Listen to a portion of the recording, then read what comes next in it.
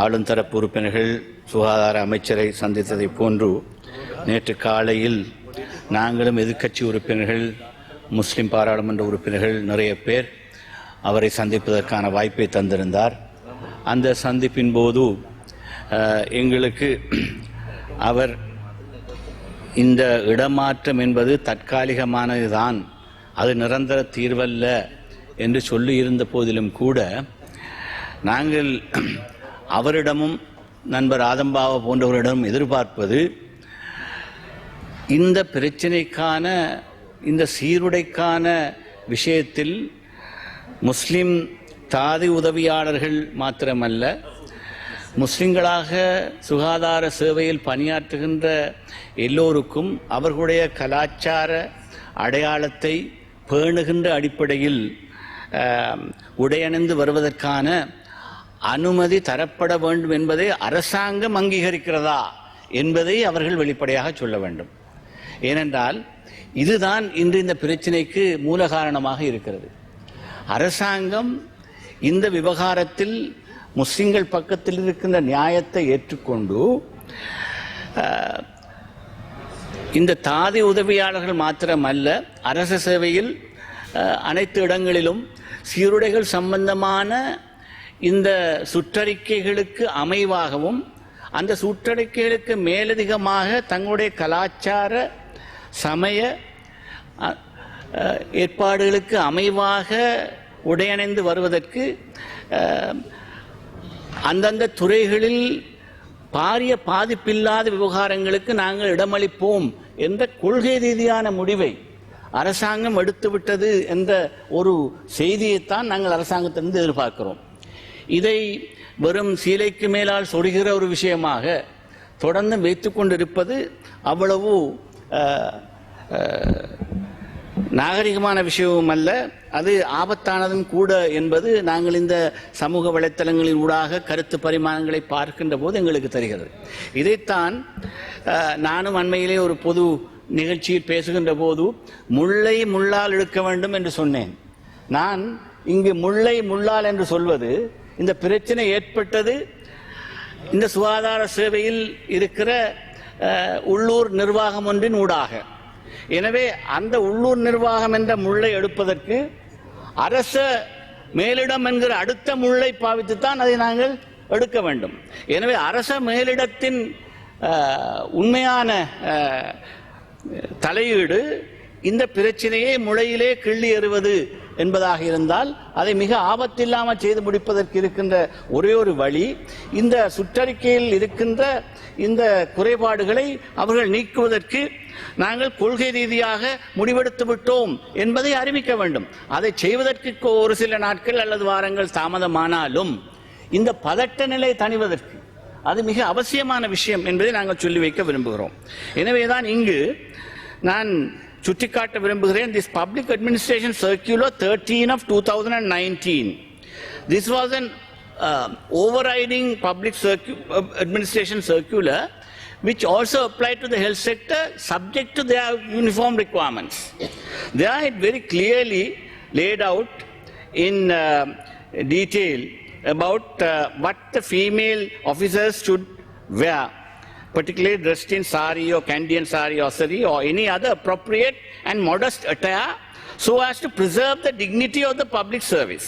An officer should always be dressed in a manner which exposes the full face except ears and causes no inherent hindrance to provisions made with regard to public security.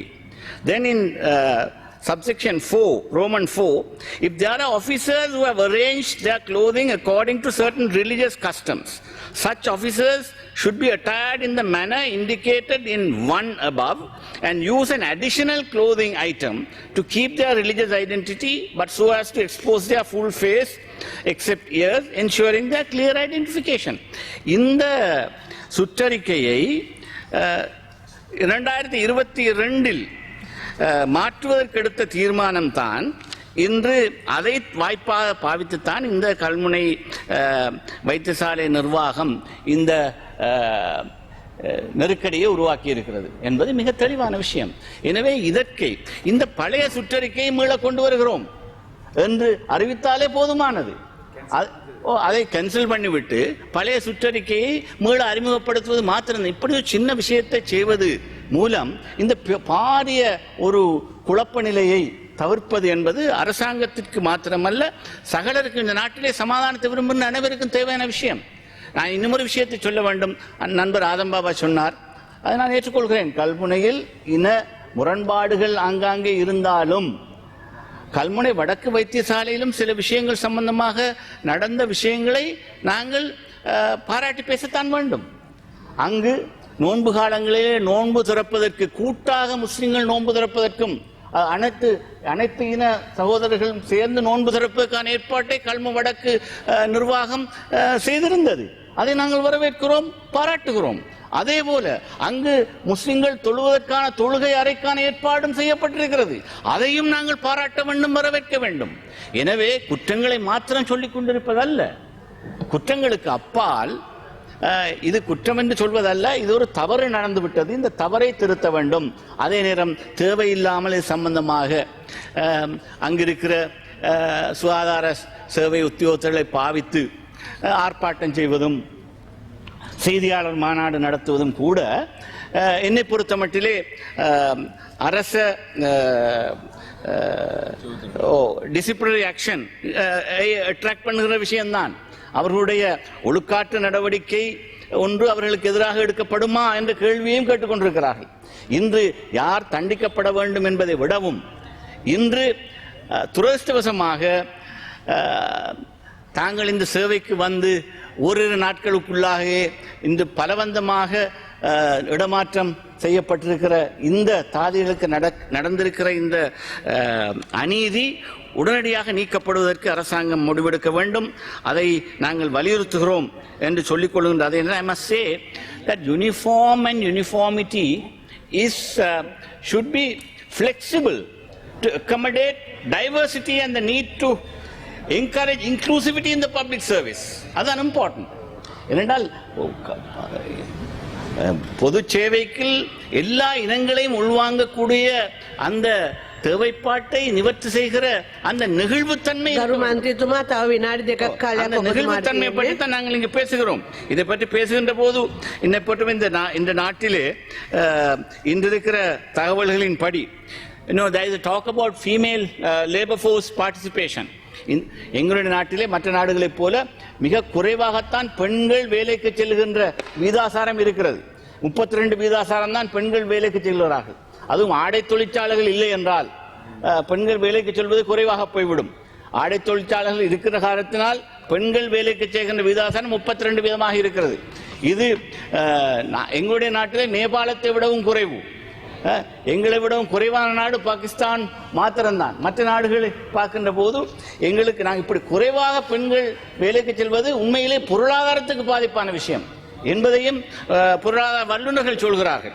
இந்த நாட்டிலே அதற்கிடையிலே இன்று இருக்கிற female labour போர்ஸிலே பௌத்தர்கள் 83% இருக்கிறார்கள், இந்துக்கள் 10% இருக்கிறார்கள்.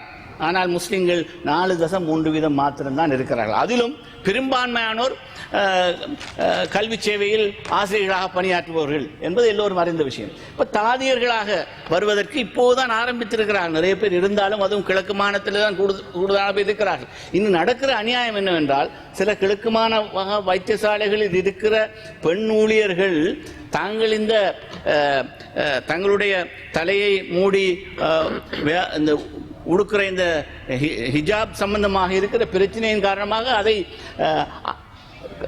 எல்லா வைத்திய உயரதிகாரம் கண்டுகொள்ளாமல் அவர்களுக்கு அதை அவ்வாறு பின்பற்றி கொண்டு வருகிறார்கள். ஆனால் வெளியிடங்களுக்கு போகின்ற போது ஆம்புலன்ஸுக்குள்ளே அவர்கள் தங்களுடைய தலையை மூடி இருக்கிற ஹிஜாபை கலட்டிவிட்டு வேறு வைத்தியசாலைக்கு போக நிர்பந்திக்கப்படுகிறார்கள்.